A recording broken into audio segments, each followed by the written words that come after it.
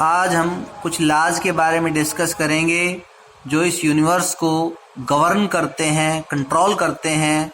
जैसे फर्स्ट है law of conservation of energy. हम जानते हैं ऊर्जा को न तो उत्पन्न किया जा सकता है न ही नष्ट किया जा सकता है, केवल उसका स्वरूप बदला जा सकता है। जैसे जब हम लकड़ी को जलाते हैं तो लकड़ी जलकर हमें हीट एनर्जी देती है, लाइट एनर्जी देती है।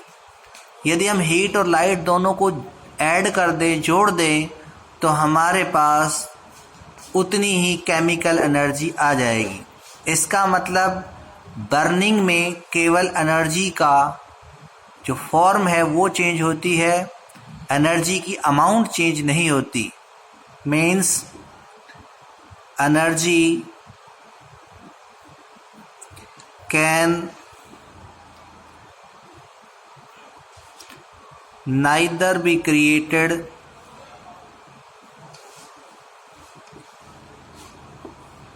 nor be destroyed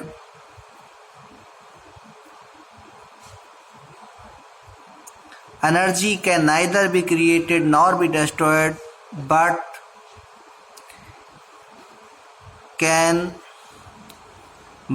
it can change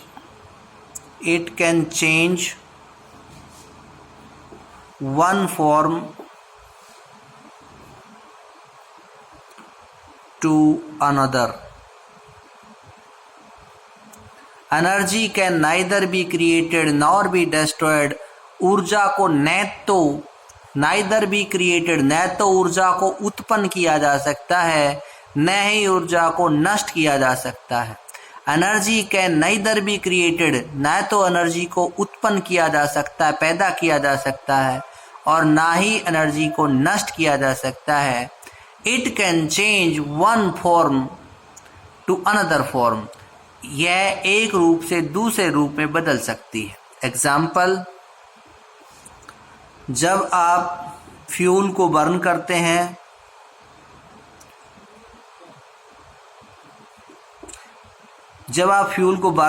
हैं तो हमें मिलती है हीट प्लस लाइट। मतलब यहाँ पर क्या था, यहाँ पर थी केमिकल एनर्जी,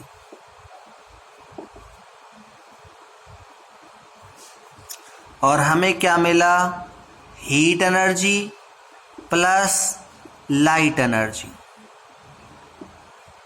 यदि हम हीट एनर्जी और लाइट एनर्जी को जोड़ दें, उसकी टोटल अमाउंट को ऐड कर दें, तो हमें उतनी ही केमिकल एनर्जी मिलेगी। मतलब न तो एनर्जी को हम उत्पन्न कर सकते हैं न ही एनर्जी को हम नष्ट कर सकते हैं। ऊर्जा को न तो उत्पन्न किया जा सकता है न ही नष्ट किया जा सकता है, बल्कि इसे एक रूप से दूसरे रूप में बदला जा सकता है। जैसे जो इलेक्ट्रिकल एनर्जी है वायर में,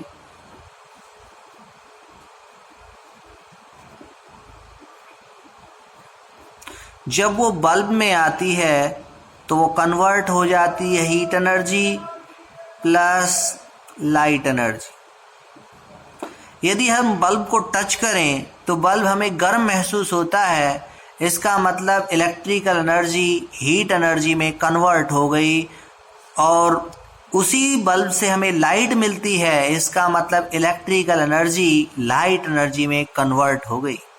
तो इस तरीके से ऊर्जा को न तो उत्पन्न किया जा सकता है न ही नष्ट किया जा सकता है, बल्कि ऊर्जा एक फॉर्म से दूसरे फॉर्म में चेंज हो जाती है।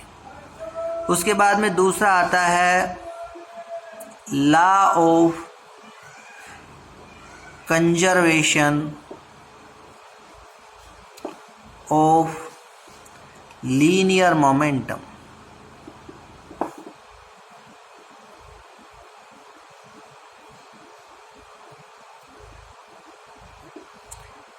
Law of conservation of linear momentum, संवेग संरक्षण का नियम। इसका मतलब ये है total momentum before collision and total momentum after collision remains same.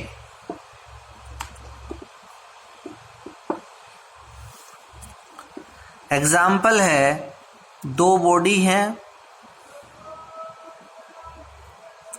ए और बी। ए का मास m1, बी का मास m2। ए u1 स्पीड से चलती है, बी u2 स्पीड से चलती है। दोनों एक ही लाइन के अलोंग काम कर रही हैं।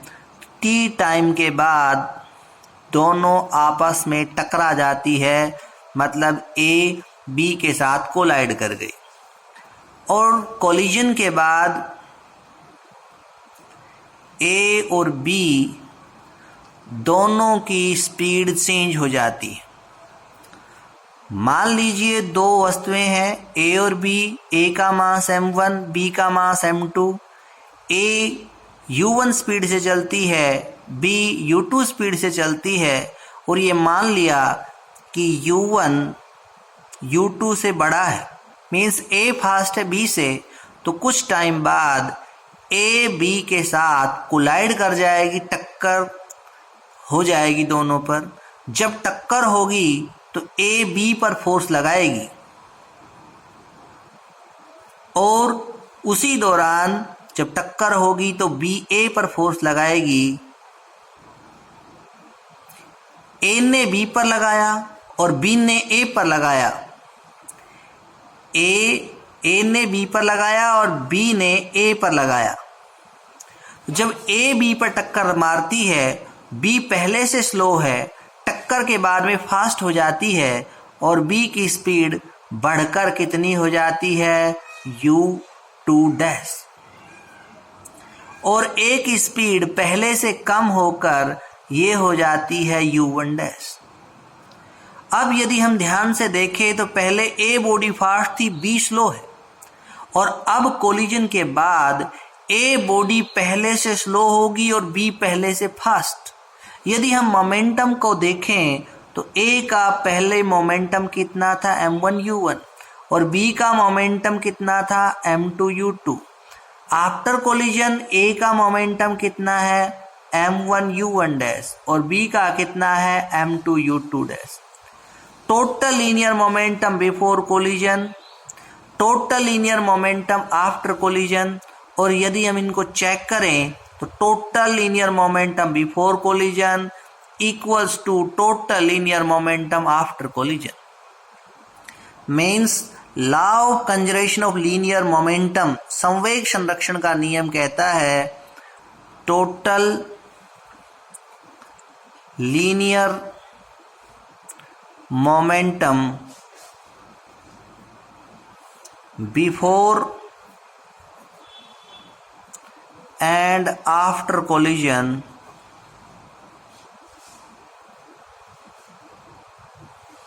is same. Total linear momentum before and after collision is same. ये है law of conservation of linear momentum. Conservation का मतलब संरक्षण, समान, मतलब total linear momentum before collision और total linear momentum after collision same रहेगा। ए बॉडी का मोमेंटम था m1u1, बी का था m2u2 और टोटल था m1u1 plus m2u2। After collision ए का मोमेंटम m1u1 बी का m2u2। Total linear momentum after collision ये होगा। इसका मतलब ये हुआ कि total momentum before collision equals to total momentum after collision, means momentum always remains same. उसके बाद में आता है law of conservation of angular momentum.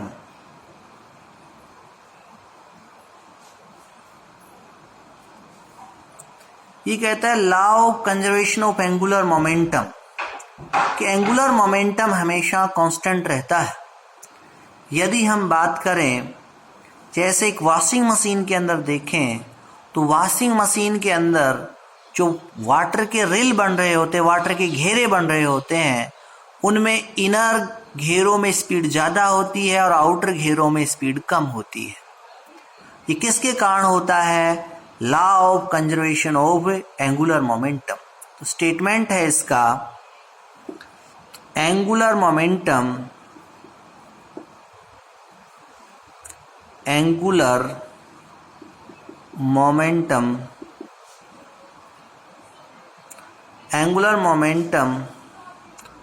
of a system of bodies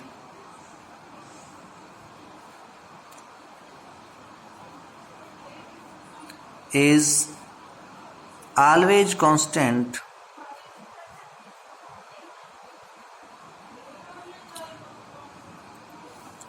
angular momentum of a system of bodies is always constant when external torque acting on body is 0। ये कहता है कि angular momentum of A system of bodies, एक system of bodies में angular momentum हमेशा constant होता है यदि उस पर एक्सटर्नल टॉर्क 0 हो। इसका मतलब है टाउ इज इक्वल टू होता है dl/dt। यदि टाउ की वैल्यू 0 है तो dl/dt भी 0 होगा। इसका मतलब ये है dl/dt 0 तब हो सकता है जब L क्या हो? कांस्टेंट। और यदि हम L को देखें तो L होता है moment of inertia into angular velocity. इसका मतलब मोमेंट ऑफ इनर्शिया और एंगुलर वेलोसिटी का प्रोडक्ट हमेशा कांस्टेंट रहता है। अब यदि हम देखें तो हमने देखा होगा जब भी स्टॉर्म आता है तो स्टॉर्म के अंदर इनर लेयर में जो एंगुलर स्पीड है विंड की वो हाई होती है क्योंकि उसका मोमेंट ऑफ इनर्शिया कम होता है। मोमेंट इनर्शिया को लिख सकते हैं mr² और ये हो गया ओमेगा। यदि किसी लेयर में r की वैल्यू कम है तो वहाँ पर एंगुलर स्पीड की वैल्यू हाई होगी। मीन्स यदि हम एक रोटेशनल मोशन को अज्यूम करें तो जहाँ पर radius of layer of reeling wind कम है वहाँ पर ओमेगा की वैल्यू ज़्यादा होगी। मीन्स जो इनर लेयर है वहाँ पर रेडियस कम होती है लेयर की, तो वहाँ पर विंड हाई स्पीड से मूव करती है। जबकि हम आउटर लेयर की बात करें तो वहाँ पर रेडियस ऑफ लेयर ज़्यादा होती है, इसलिए वहाँ पर R ज़्यादा होता है तो एंगुलर वेलोसिटी कम हो जाती है। इसका मतलब आउटर लेयर में स्पीड विंड की कम होती है। तो आउटर लेयर में इसी वजह से जो टॉर्नेडो होते हैं उनमें आउटर लेयर में रेडियस ऑफ एयर लेयर ज़्यादा होती है, इसलिए वहाँ पर एंगुलर स्पीड ऑफ विंड कम होती है। तो ये है law of conservation of angular momentum. उसी तरीके से जब एक एक्रोबेट डांसर डांस करती है तो जब उसे अपनी स्पीड बढ़ानी होती है तो अपनी आर्म को फैला देती है। मतलब अपनी भुजाओं को फैलाने से आर की वैल्यू बढ़ेगी।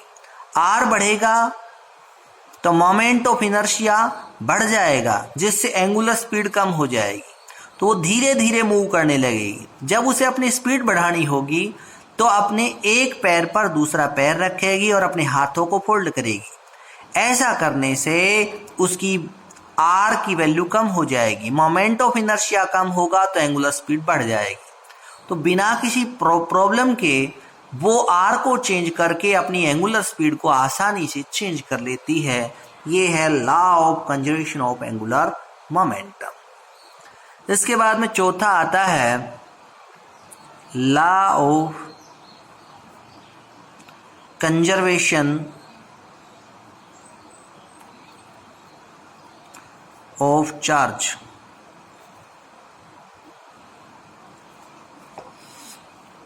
ये लॉ कहता है total charge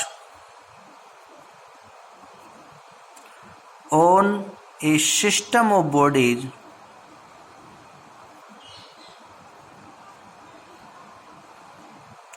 total charge on a system of bodies is always constant. Total charge on a system of bodies is always constant. इसका मतलब किसी सिस्टम में टोटल आवेश या कुल आवेश हमेशा बराबर रहता है, स्थिर रहता है। कांस्टेंट का मतलब है स्थिर, और चार्ज का मतलब है आवेश। इसका मतलब ये है किसी सिस्टम में कुल आवेश हमेशा स्थिर रहता है। अब इसका एग्जाम्पल क्या है कि अपने पास एक ग्लास रोड है और एक सिल्क का कपड़ा है। ग्लास रोड को रगड़ने से पहले ग्लास रोड के ऊपर चार्ज 0, सिल्क के क्लॉथ को रगड़ने से पहले सिल्क क्लॉथ के ऊपर भी आवेश 0 है। कुल आवेश वो होता है Q1 प्लस Q2। क्योंकि Q1 और Q2 दोनों ही 0 थे, इसलिए कुल आवेश 0 होगा। आफ्टर रबिंग मीन्स रगड़ने के बाद मान लीजिए 3 इलेक्ट्रॉन ग्लास रोड से निकलकर सिल्क के कपड़े में चले गए। जहां से इलेक्ट्रॉन निकल कर गए हैं उस पर पॉजिटिव चार्ज आएगा, जिसके अंदर गए हैं उस पर नेगेटिव चार्ज आएगा। रगड़ने के बाद ग्लास रोड पर कितना चार्ज आएगा? +3e। और सिल्क के कपड़े पर कितना चार्ज आएगा? -3e। टोटल की बात करें तो टोटल होगा Q1 प्लस Q2। इसका मतलब है Q1 प्लस Q2 +3e और -3e, टोटल चार्ज कितना हो जाएगा? 0। Law of conservation of charge, इसका मतलब कुल आवेश एक सिस्टम में हमेशा स्थिर रहता है। एक सिस्टम ऑफ बॉडीज पर कुल आवेश हमेशा स्थिर रहता है। रगड़ने से पहले दोनों बॉडीज का कुल आवेश और रगड़ने के बाद दोनों बॉडीज का कुल आवेश हमेशा बराबर रहता है। जैसे ग्लास रोड जब हमने रब नहीं की थी, रगड़ी नहीं थी, तो न्यूट्रल थी, कुल आवेश 0 था। और सिल्क क्लॉथ भी रगड़ने से पहले न्यूट्रल था, कुल आवेश 0 था। टोटल आवेश भी Q1 प्लस Q2 0 होगा। रगड़ने के बाद 3 इलेक्ट्रॉन ग्लास रोड ने छोड़ दिए।